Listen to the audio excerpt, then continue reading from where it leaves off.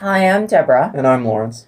And in this video, we're going to talk about 5 ways that narcissistic parents interact with their children. So, what we call narcissism actually exists on a spectrum. So, at one end, you have someone who's healthy emotionally and has a healthy amount of self esteem. That's desirable. Way on the other end, you have someone who is extreme narcissistic personality disorder. And then you have everything in between. Even if you have a parent who's a narcissist, some of these examples may not apply to you because your parent may be on a wildly different end of the spectrum.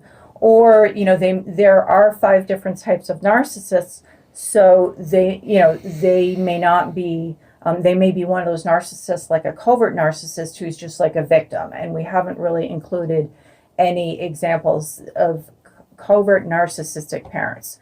So this is a huge topic, and so we're just looking at one aspect of it. Hopefully some things, if you have a parent who's a narcissist or suspect you may, something may ring with you, true with you, and you'll be interested in exploring it further. But the main thing is for you to realize, no matter what age you are, if you are the child of a parent who's a narcissist, you may know that you may know subconsciously that this is not the way things are supposed to be.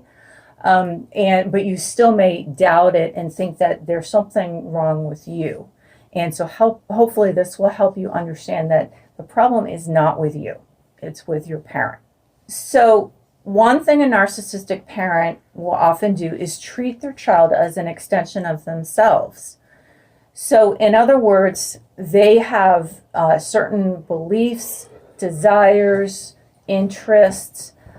If the child does not have either those identical beliefs, desires, interests, or ones that Are similar.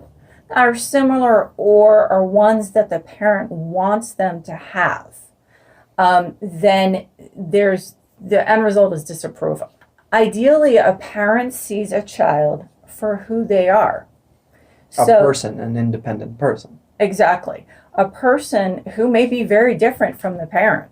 They may have very different interests, very different desires, very different philosophy, as far as the world or just whatever.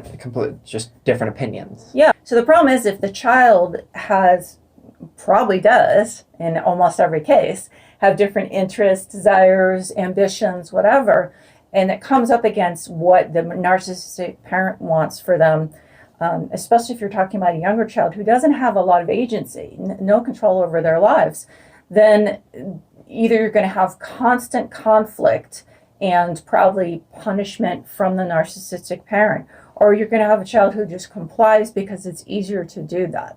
Because they're used to having to.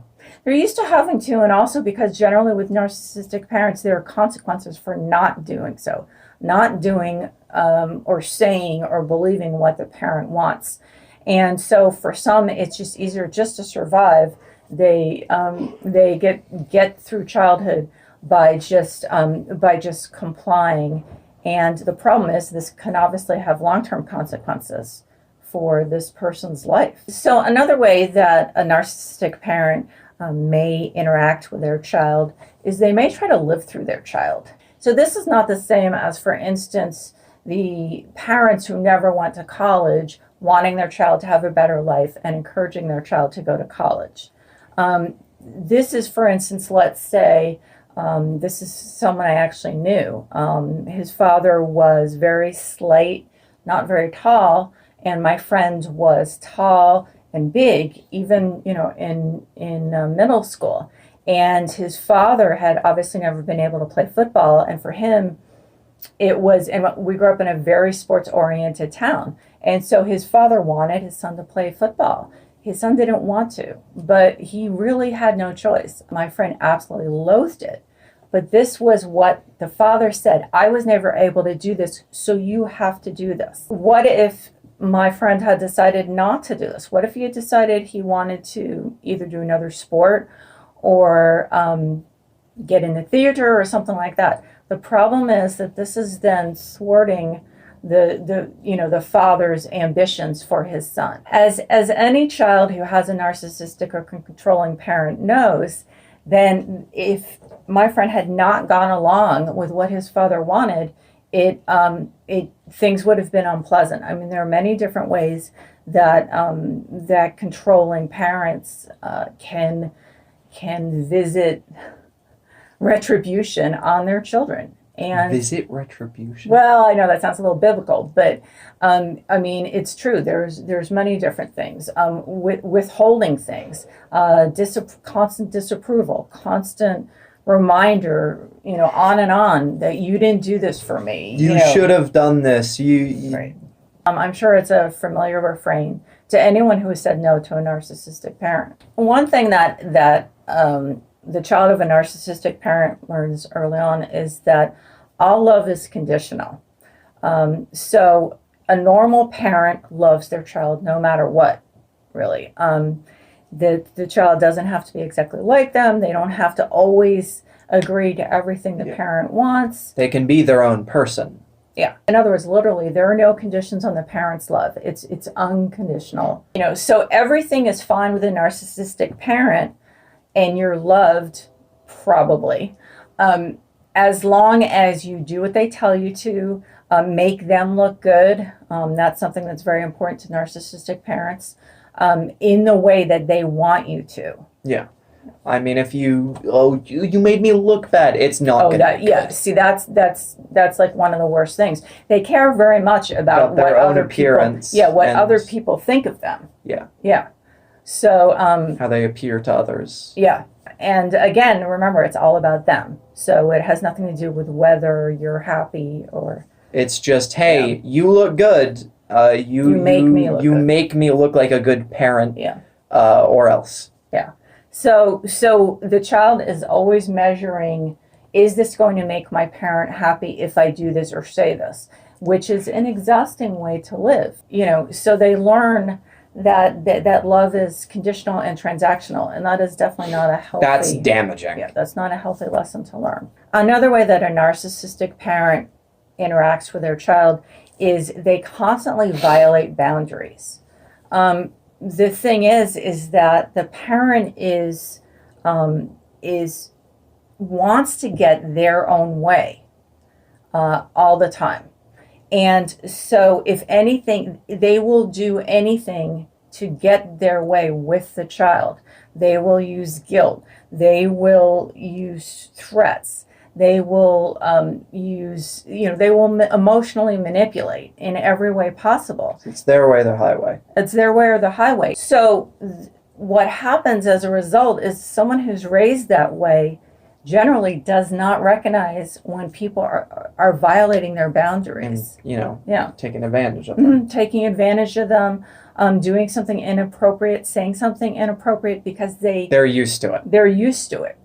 Another thing that narcissists do, actually to everyone and not just children, is they rewrite history. Now, this is one aspect of gaslighting, which is something you may have heard of. Yeah. So, for instance, I actually have an example of this. My biological father, who is passed on, when my sister and I were probably preteens, he came to take us out to dinner with my stepmother. And so at one point, I'm not exactly sure what prompted this, but he said, so Deborah's the pretty one and Sarah's the smart one. And when you're that age and a parent says that to you, you really don't forget it. Trust me. I mean, the implication was that I wasn't too bright and that my sister wasn't too attractive. So years later, when I was trying to reconcile with him, I reminded him he had said that. And he said, I never said anything like that. And I was like, and he said to my stepmother, did I? And she kind of went, and he said, oh, did I really? But, it just in his mind, for however he somehow managed it, that was not something that he ever would have said. I mean, it was pretty appalling. And clearly my stepmother remembered it because it was pretty appalling. So this is something that's very frustrating because, especially if you're younger, it's going to make you question your memory, maybe even your sanity, your perception of reality. When you get older and you recognize what's happening, it's mainly just frustrating. But it's something that, if it happens when you're younger, it can make you doubt yourself and doubt your perception of relationships and just of past history, which is definitely not healthy. It's really just not healthy at all to have that instilled in you at a young age. Yeah. If you found this video helpful, you can give it a like. If you didn't, give it a dislike. If you'd like to say anything at all, you can leave it in the form of a comment. And if you'd like to see more of this, subscribe. But in any case, we hope that you have a nice day. Take care.